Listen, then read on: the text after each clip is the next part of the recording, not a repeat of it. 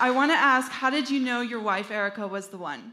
Oh, that's knew almost immediately. I met her and we had a very, very long dinner, which was very close to almost an interview. And no, you're gonna laugh, but you should absolutely interview for your spouse. By the way, if they don't check the boxes, move on and go to the next one. Dating for dating's sake is bad for you, it's bad for them, it's bad for everybody. You should date with the intent to marry. I can say this from a male perspective. One of the problems is that young ladies are led to believe to get male attention, you have to throw yourself out there. I'm gonna be very diplomatic, okay? When in reality, men seek what they can't have. And to make yourself harder, I know this might be hard for some of you because you say, no, I want men to like me, I want this. But to make yourself more desirable, you actually have to try to sometimes wall yourself off and have to have men earn the right to be able to date you, that they have to court you.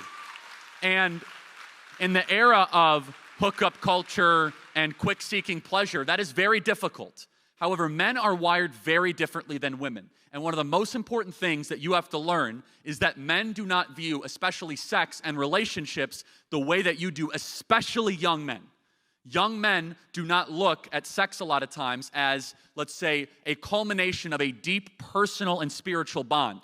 A lot of times it's purely physical and it's simple as that. And for a lot of young ladies, they don't quite understand that. They think that the counterpart of the male views it the same way they do. And that leaves with a lot of brokenness and regret and confusion and torment.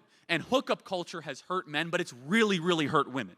It has not hurt men nearly as much. And so that's just a general piece of advice. And pray to God. And also, you have to make a decision that in your early 20s, are you going to prioritize career or a husband?